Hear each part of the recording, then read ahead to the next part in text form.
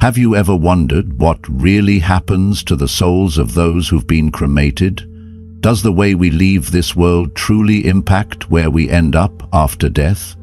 There's plenty of debate around this topic, but what's the actual truth behind cremation? Today we're sharing the shocking testimony of a woman who died after being murdered by her own husband. In her gripping near-death experience, she encountered Jesus and was shown a chilling truth about the fate of souls who've been cremated. A revelation that could completely reshape your understanding of life after death. If you believe our existence doesn't end in ashes, then stay with us until the end of this video. Let us know where you're watching from and which part of today's story touches your heart the most. Don't forget to like, subscribe, and hit the notification bell, because the story you're about to hear might just save a soul, maybe even your own.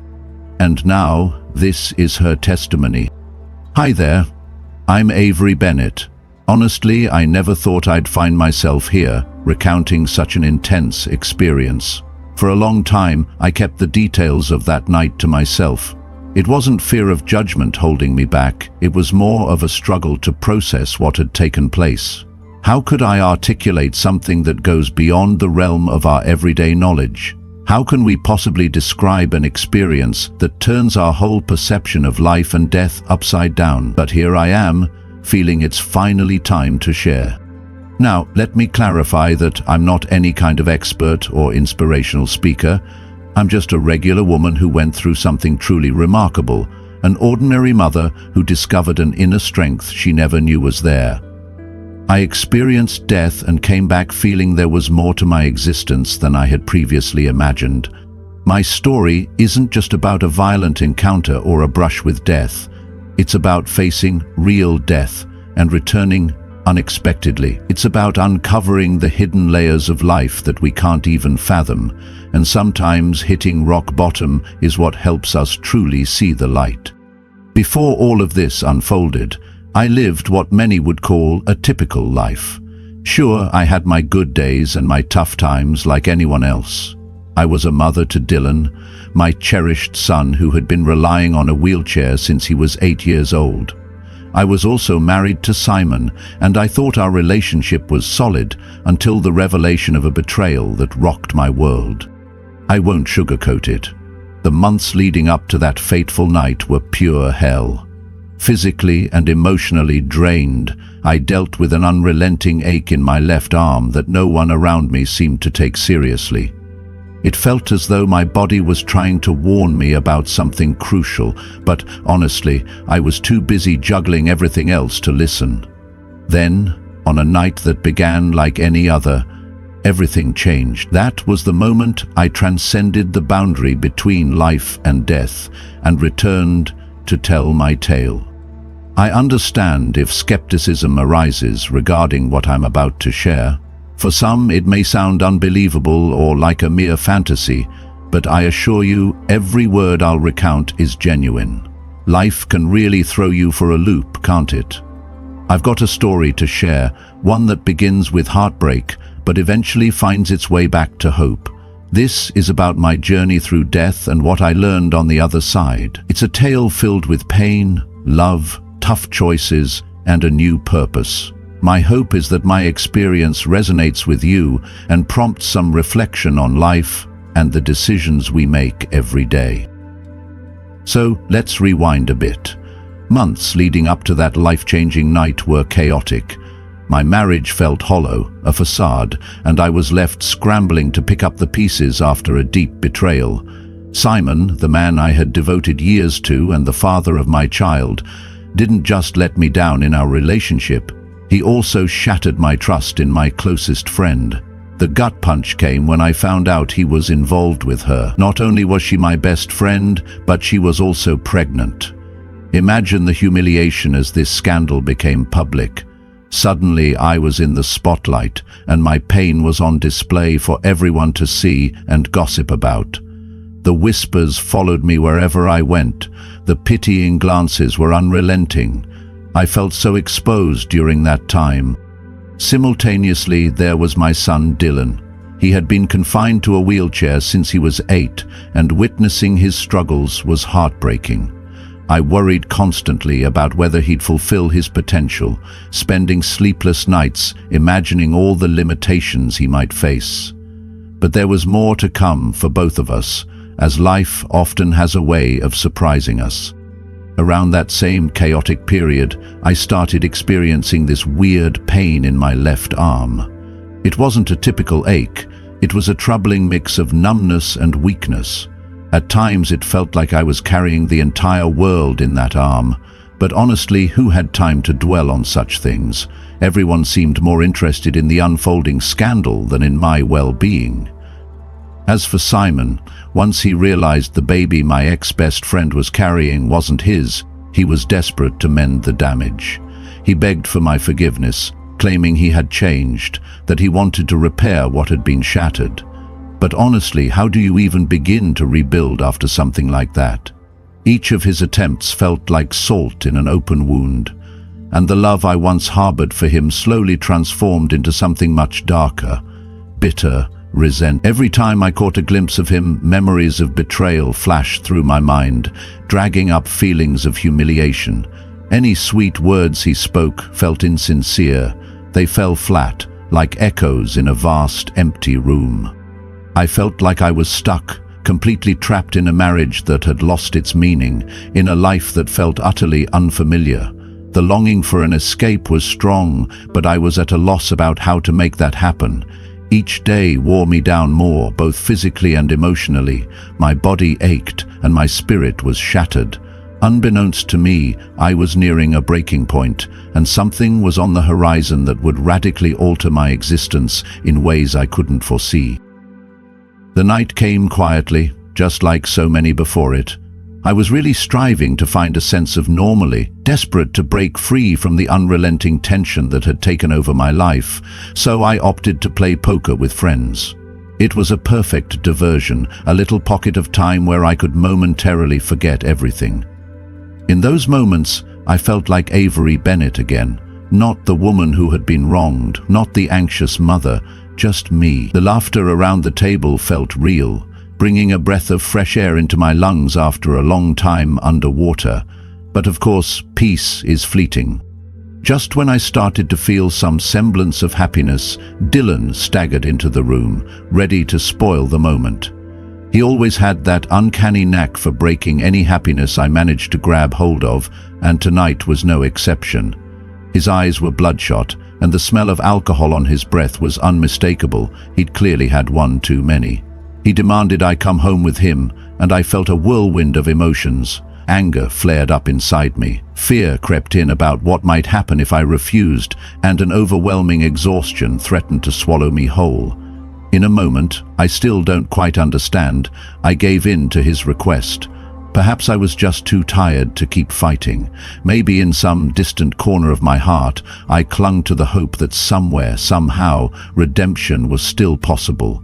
Or it could simply have been the urge to resolve the situation quickly so I could return home to my son. Simon, in his inebriated state, insisted I'd take the wheel of his new car. I had never driven it before, and the thought of steering a vehicle I didn't know made me jittery. But once again, I found it easier to comply than to protest. We climbed into the car, and the air was thick with unspoken tension, a weightiness that clung to me as we drove. The journey felt endless, and I could sense Simon's eyes on me, watching closely. My grip on the steering wheel was so tight that my fingers turned pale, completely glued to the road ahead. The silence that filled the car felt heavy and tense, until Marcus broke it, launching into a conversation about our marriage. He spoke about his desire to return to the past, his words swirling with regret and blame. One minute he was asking me to forgive him, the next he was pointing fingers, saying I hadn't moved on from our troubles. Then, in an unexpected moment that shifted everything, he reached for my hand. It wasn't a gentle move, it was driven by a reckless urgency. I felt him tug on my diamond ring, the very ring he had placed on my finger years ago, a token of love that now felt like a relic from a distant past. I instinctively pulled back. That ring still meant something to me, not for Marcus, but as a reminder of who I had been. A woman who once believed in love and loyalty. That small act of resistance unleashed a rage in Marcus I had never witnessed. His face twisted into a mix of anger and an unsettling intensity. Before I could even process what was happening, he lunged at me, and suddenly everything changed. In mere seconds, I was pinned in my seat, the weight of Simon pressing down on me, his arms rendering me helpless with a strength I never knew was there. The stench of alcohol surrounded me, choking off the air I desperately needed. Where once I saw tenderness in his eyes, all I could see now was a terrifying fury. I struggled to scream, but my voice felt silent in my throat as his forearm dug into my neck, the pressure suffocating. My lungs screamed for air, burning as I fought against this unbearable hold. With the steering wheel abandoned, my hands clawed at Simon's arms, but it was pointless. He was far too strong, enhanced by the haze of alcohol. Everything around me started to fade, black spots dancing in my vision while the sound of my heart thudded in my ears, a relentless drumbeat counting down my remaining moments. A wave of panic washed over me as the realization sunk in. I was fighting against my own body, desperate for the air that remained just out of reach. In that chaos, thoughts of Dylan, my cherished son, flooded my mind. I couldn't shake the thought of how he would cope without me, especially considering all the struggles he already faced. My mind drifted to my family and friends, and I reflected on the things I still wanted to do, the conversations left unfinished, the aspirations I hadn't chased. Just when the weight of it all felt too heavy, as if I was losing this battle, something incredible occurred. It was like a veil had been drawn back. The agony and fear vanished. In that instant, I felt unburdened, like I was soaring above it all. I briefly thought I'd lost consciousness, but clarity washed over me. I could see Simon, still pressed against the seat beside me. I noticed the ghostly pallor of my own face from an outside perspective. It struck me then. I wasn't trapped in my body anymore. Instead, I was adrift above, observing everything unfold like some surreal film. At that moment, an understanding washed over me. This wasn't just a fainting spell. I had crossed over. Strangely, rather than panic, an overwhelming tranquility enveloped me. As I began to absorb this new reality, something extraordinary occurred. A radiant light appeared, warm and mesmerizing, brighter than anything I'd ever known. It filled me with a profound love I never imagined possible, and I suddenly realized my journey was just beginning. Gently, the luminous glow pulled me away from the chaos, away from Dylan and my lifeless body. It felt like floating, guided effortlessly by a comforting force. Fear and pain vanished, replaced by a deep sense of safety and belonging. My senses expanded far beyond anything earthly. Colors intensified, sounds sharpened, and the energy around me became tangible.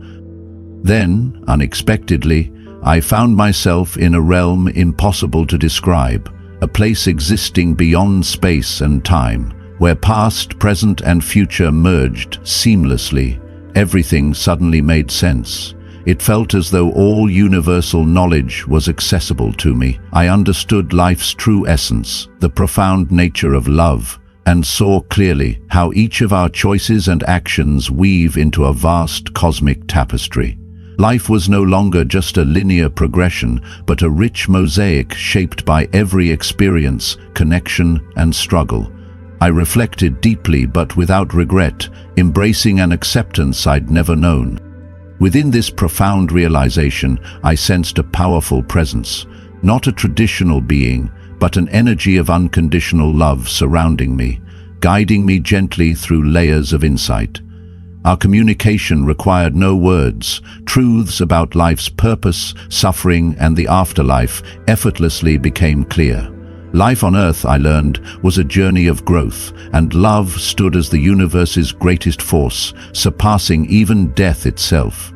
My thoughts drifted to Marcus, Yet rather than bitterness, compassion filled me. I recognized his pain, his insecurities, and understood his harmful choices stemmed from his own inner turmoil. Then I thought of Dylan, and my heart surged with boundless love. I realized clearly that his challenges had a profound purpose, to teach courage and resilience to countless others. Finally, a pivotal choice emerged: remain in this blissful, enlightened state or return to my life. Part of me deeply wished to stay, exploring this newfound wisdom, but then through the tranquility, a powerful vision arose, clearly revealing that my earthly journey wasn't over yet. That vision ignited within me a newfound purpose and the courage to face whatever lay ahead. As I drifted in this heightened state of awareness, absorbing universal truths, the scene shifted dramatically. Suddenly, a vivid vision of Dylan, my son, appeared, not confined to a wheelchair, but confidently standing, walking and smiling radiantly. Beside him stood a loving young woman, clearly his wife. My heart surged with joy, seeing my son deeply happy and fulfilled. The scene shifted again, revealing Dylan at home, playing joyfully with two children who called him Daddy. Later, glimpses showed him focused in an office, respected professionally, inspiring others with his resilience and achievements. He received recognition, surrounded by family and friends, living a life far beyond the limitations I'd once imagined for him. This vision wasn't random. It was a clear message. Dylan would need my support, not only during childhood, but through his transformation into this confident, joyful man.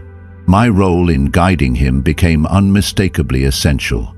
Filled with resolve and unconditional love, I knew without question that I must return.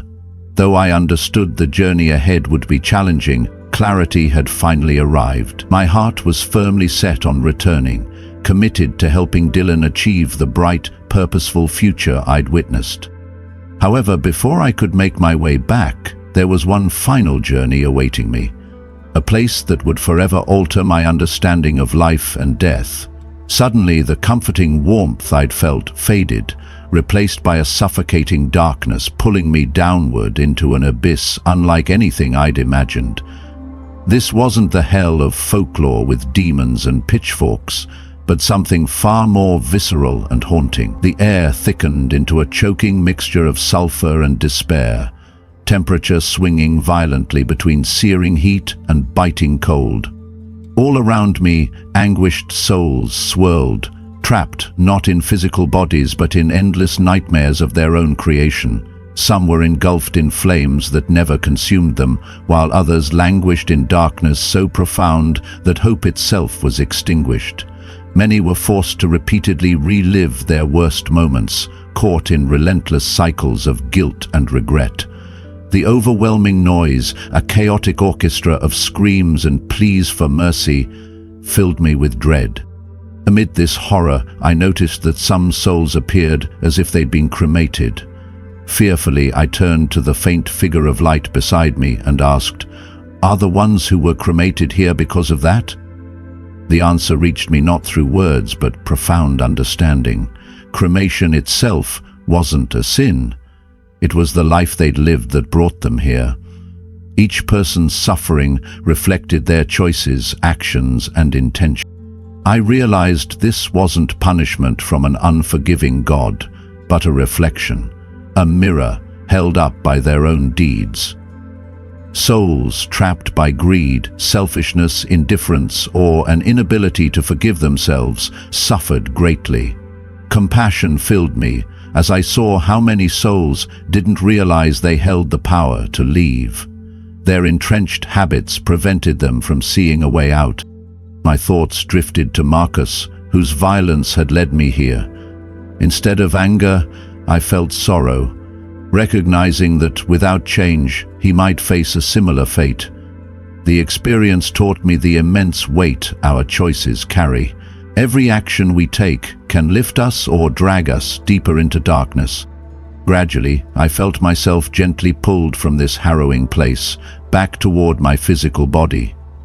This profound journey reshaped my view of good, evil, heaven, and hell. not as distant realms, but as reflections of our own decisions. I returned resolved to embrace life fully, support Dylan on his path, and encourage others to choose kindness and pursue light, even in the darkest times.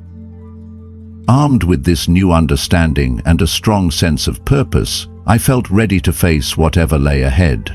Suddenly, my reality shifted, and I found myself abruptly yanked back into my physical body, feeling trapped within the heaviness of flesh and bone.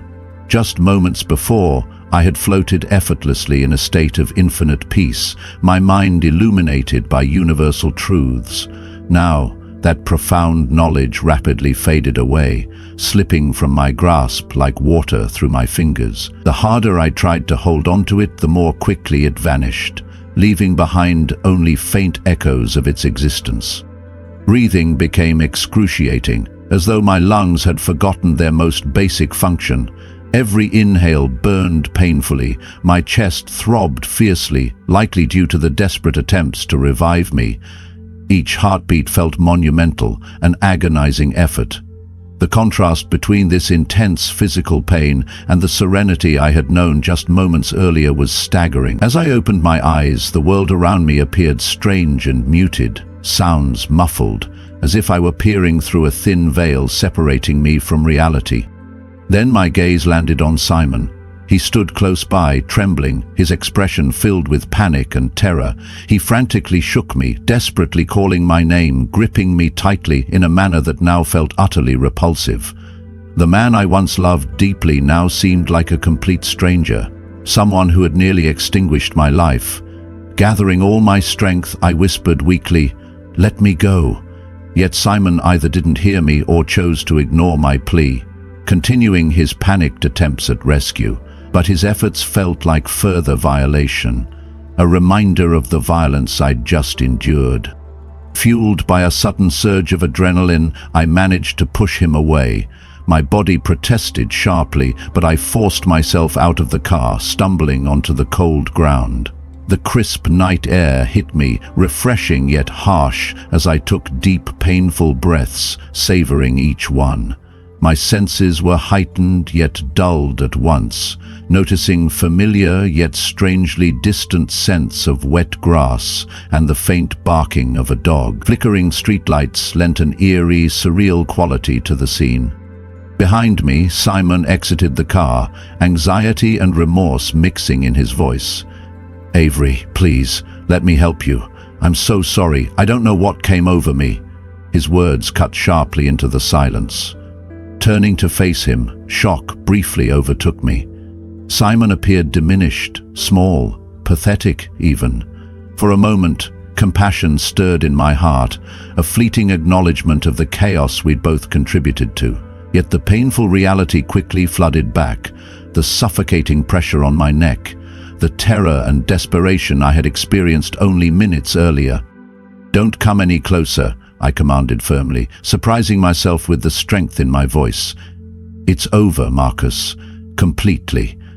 Simon moved slightly forward, reaching toward me, and instinctively I recoiled. "Avery, please," he pleaded desperately. "We can talk this through. I can change, I swear." His words shattered something inside me, releasing years of pent-up anger and fear in an unstoppable wave. "Change!" I shouted, my voice echoing into the night. "You nearly killed me, Marcus." "No, you did. I died back there in that car." He stared blankly, confusion evident on his face. How could I possibly explain the profound journey I'd experienced, the afterlife I'd glimpsed, the truths I'd uncovered? "You don't get it," I continued, emotion flowing freely. "I've seen things you wouldn't believe. I've understood realities beyond your comprehension, and you know what I realized? This," I gestured emphatically between us, "isn't love. It never was." Marcus stood frozen as I laid bare all his betrayal and the damage he'd inflicted upon our lives. I described the emotional burden I'd silently carried, struggling alone to hold our family together while sacrificing my own happiness. Then my thoughts turned to Dylan, our precious son. Dylan is destined for greatness, I declared passionately. He'll overcome every hurdle and inspire so many people. He'll find true love and fulfillment. I must be there to support him on his journey. With every word, my voice grew steadier, filled not with bitterness, but a newfound sense of clarity and purpose. That night marked a turning point, drawing a clear line between my past and future. Speaking calmly yet resolutely, I told Simon, "It's over. I'm leaving, and you won't follow. If you're truly serious about changing, you'll do it without me or Dylan." With determination, I turned away, hearing my diamond ring clatter to the pavement behind me, still in his grasp, but refusing to look back. That chapter had closed. As I walked into the early evening darkness, my weary body ached with every step, yet within me, clarity shone brilliantly, illuminating the new path before me. My heart felt lighter than it had in ages. True, part of me had died that night, yet another part was reborn, stronger, clearer, and ready to embrace life anew. Venturing into an uncertain future now brought an unexpected sense of peace, a feeling I'd been missing for years. Though I knew the road ahead would demand immense effort physically, emotionally, and spiritually, I was filled with anticipation and resolve. Life felt incredibly precious. Every moment valuable, every experience meaningful. In the days and weeks following that life-altering night, my recovery began in earnest, filled with intense physical and emotional challenges. My body ached continuously from the trauma I'd endured. For weeks, my throat throbbed painfully, turning simple tasks like swallowing or speaking into arduous challenges. The bruises around my neck lingered, constant reminders of what had happened, lasting far longer than I wished. Yet the physical pain, as intense as it was, only scratched the surface. The deeper wounds lay beneath, in the emotional and psychological aftermath. Initially, sleep became elusive. Each time I closed my eyes, memories surged back. The terror, the suffocation, the overwhelming sense of helplessness. The vividness of these flashbacks forced me to seek professional help. Therapy sessions became essential, though at first they felt daunting. Speaking about the assault was difficult enough, but describing my near-death experience felt nearly impossible.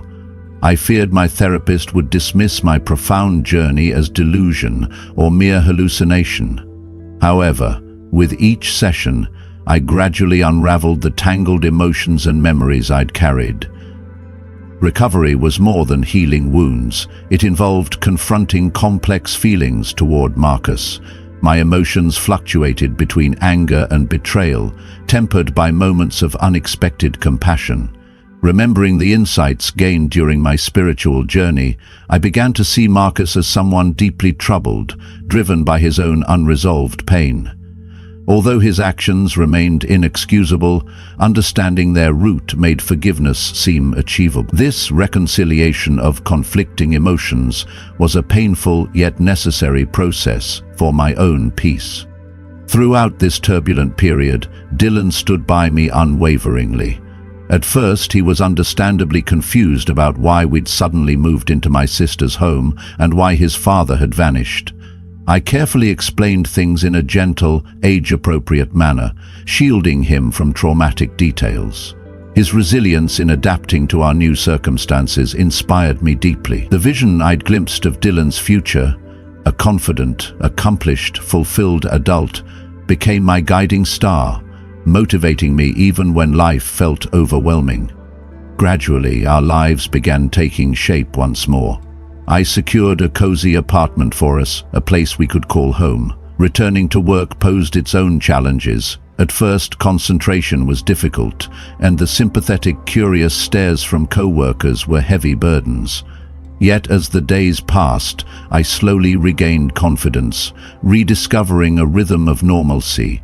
Brushing so closely against death altered my entire outlook. Now, even life's smallest joys, Dylan's laughter, sunlight streaming through the windows, the taste of morning coffee, became moments to cherish deeply. In my quest to regain inner peace, I took up meditation. Through quiet reflection, I sought to reconnect with the tranquility I'd briefly experienced beyond this life. While some days felt distant from that blissful state, other moments of quiet clarity reminded me that something greater indeed existed. My spiritual perspective evolved profoundly. While I didn't commit strictly to a single faith, I nurtured a deep trust in the universe's innate goodness and the intricate connections binding everyone. Time passed, and I found myself viewing each interaction as an opportunity to express kindness and love. I began seeing my experience not merely as something to heal from, but as a catalyst for profound personal transformation. The woman who emerged from this journey was fundamentally changed, stronger, wiser, and infinitely more compassionate. Facing my darkest fears and confronting death itself reshaped me completely. Healing, I realized, isn't a final destination, but an ongoing journey. I knew difficult days still awaited me, moments of doubt, anxiety, and lingering fear, but I felt equipped to handle whatever lay ahead. I now had inner resources, gained through adversity, that made me certain of my ability to overcome any obstacle. This newfound strength provided daily reassurance, reminding me that I was no longer the same person I'd once been. My journey was about rediscovery, rebirth, and continual growth. Each day offered fresh possibilities, challenges, and insights, and I embraced every step forward. Forgiveness became more attainable, joy more accessible, and purpose clearer than ever before. While the scars from my experiences remained, they no longer defined me. Instead, they reminded me of my resilience, my courage, and my newfound capacity to love and forgive. Looking back, I understood that night wasn't merely about survival. It was about reclaiming my life and identity. I had risen from the darkest depths, stronger and more aware, ready to guide Dylan toward his bright future and to inspire others facing their own challenges. My journey taught me the power of hope, the strength in vulnerability, and the boundless resilience of the human spirit. Life was undeniably precious, each moment a gift, and I was determined to honor that truth every single day. The day's story comes to an end, but the message it carries continues to echo. Brothers and sisters, if you have read this far, I want to ask you one thing. Please write in the comments the country you are listening from, or simply type Amen to prove that you have received this message and share your thoughts. This is one of the most moving testimonies I have ever heard. A powerful revelation that cannot be ignored. I plead with you, do not keep this testimony to yourself. Share it with all your friends, your family, in your groups, everywhere you can. Someone needs to hear it. Someone needs to know that hell is real, but salvation in Jesus Christ is even more real. If you haven't done so already, subscribe to the channel and turn on notifications, because we will continue to share messages that can save souls. This is urgent. This is eternal. Jesus is knocking. Now is the time to answer.